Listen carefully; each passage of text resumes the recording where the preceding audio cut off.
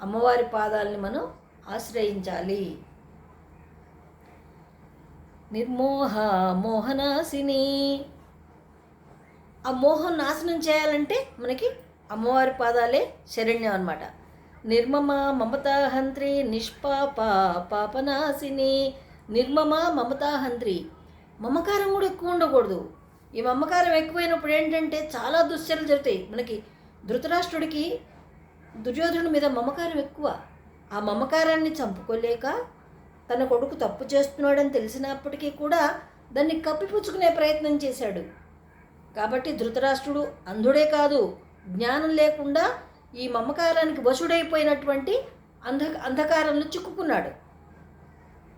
కానీ మళ్ళా తన తప్పు తను సరిదిద్దుకుని మళ్ళా మామూలుగా అయ్యే ప్రయత్నం చేయాలి. ఎందుకంటే ధృతరాష్ట్రుడు జ్ఞాని కాబట్టి సరిదిద్దుకున్నాడు. కానీ మనలాంటి వాళ్ళు దాన్ని దిద్దుకోవటానికి అవకాశాలు చాలా తక్కువ ఉంటాయి. కాబట్టి మనం ఈ మమకారానికి లోను కాకుండా ఉండాలి, మమతకి లోను కాకుండా ఉండాలి. ఎంతవరకు అవసరమో అంతవరకే ఉంచుకోవాలన్నమాట. నిష్పాప పాపనాశిని. ఆవిడ పాపాలు అంటనటువంటి తల్లి. ఎటువంటి పాపము ఆవిడకి అంటదు లేదు. అటువంటి తల్లి పాదాలను ఆశ్రయించినట్టయితే మన పాపాలు కూడా సమసిపోతాయి. కాబట్టి మనం అమ్మవారి ధ్యానాన్ని తప్పకుండా చేసి తీరాలి. నిశ్చింత నిరహంకార నిర్మోహ మోహనాశిని. నిర్మమ మమతాహంత్రి నిష్పాప పాపనాశిని. నిష్క్రోధ క్రోధశమని నిర్లోభ లోభనాశిని. నిష్క్రోధ. కోపం అనేది ఉండకూడదు. కోపం అవసరం కానీ ఎప్పుడు ఉండకూడదు. కోపం వస్తే తాటాకు మంటలాగా ఇట్లా భగ్మని వచ్చి ఆరిపోవాలి తప్ప అదే కోపాన్ని పెట్టుకుని మనసులో కుళ్ళి కుళ్ళి కుళ్ళి కుళ్ళి ప్రతీకార వంచతో రగిలిపోయాడు అనుకో, వాడి మొహం చూడకూడదు, వాడిని తాకకూడదు, వాడి నీడ కూడా మన మీద పడకూడదు. నిత్యకోపి మహాపాపి అని చెప్పబడుతోంది. అసలైన పాపి ఎవరంటే ఎప్పుడు కోపంతో ఉండేవాడు మహాపాపి.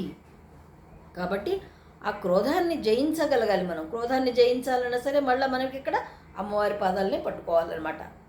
క్రోధశమని. క్రోధాన్ని లేకుండా మనకి చేస్తుంది. నిర్లోభ లోభనాశిని. లోభత్వం. ఇది నాది ఇది నాది అని తన్నుకులాడిపోతుంటారు. ఎంతో సంపాదించాము, పెద్ద బిల్డింగ్ కట్టాము, ఇది నాది నాది నాది అని ఆ ఇంట్లోనే కూర్చుని ఇల్లు వదిలి గడప దాటి బయటికి రావట్లా. 60 ఏళ్ళు వచ్చేసాయి, రిటైర్ అయిపోయింది, 70 ఏళ్ళు వచ్చాయి, మనవలు మునివాళ్ళు కోడళ్ళు అందరూ వచ్చేసారు. అయినా సరే ఇంటి మీద భ్రాంతి వదలటలా. కానీ ఏదో ఒక రోజున నీ దేహంలోంచి జీవుడు వెళ్ళిపోతే నీ శరీరం తీసి వాళ్ళే అవతల పడేస్తారు. అది తెలుసుకుని, సత్యం తెలుసుకుని, ఆ వ్యామోహాన్ని వదులుకుని, ఆ లోభత్వాన్ని వదులుకుని ఏ తీర్థయాత్రలకో గుడికో గోపురానికో తిరుగుతూ ఉండు, లేదా దాన ధర్మాలు చేయి. మోహాన్ని పెంచుకోకు. బాగా మోహం మిగిలిపోయింది, ఆ లోభత్వం బాగా జీర్ణించుకుపోయింది అనుకోండి, నీ ప్రాణం పోయిన తర్వాత నువ్వు ఏ మూలో ఇంట్లో బద్దంకిగానో చీమగానో బల్లిగానో పుడతావు. అప్పుడు వాళ్ళు తెచ్చి ఏ హిట్టో ఏదో కొట్టి నిన్ను చచ్చేదాకా వదలరు.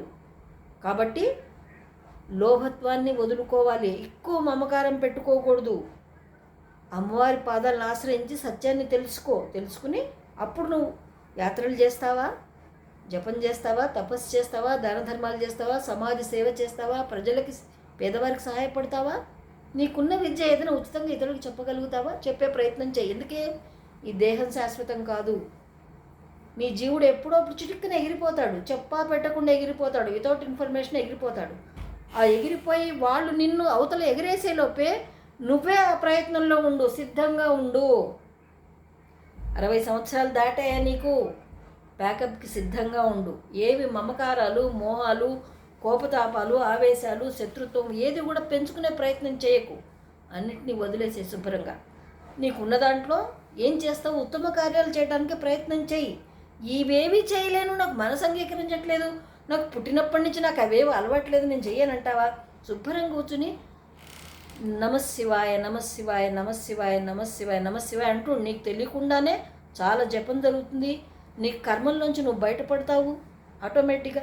నీకు ఎప్పుడప్పుడు పోయే ముందు కూడా నమశివాయ గుర్తొస్తుంది, నువ్వు కైలాసం వెళ్ళే ఆలోచన ఉంటుందన్నమాట. కాబట్టి దేని మీద కూడా ఎక్కువ వ్యామోహము, మమకారము ఇవి పెట్టుకోకుండా ఉంటే, లోభత్వం లేకుండా ఉంటే నువ్వు సరైన మార్గంలో జీవుడికి ముక్తి లభిస్తుందన్నమాట.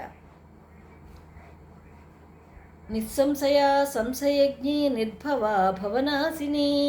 తర్వాత వచ్చేనామని చెప్పుకుందామండి. జై హింద్, మేరా భారత్ మహాన్.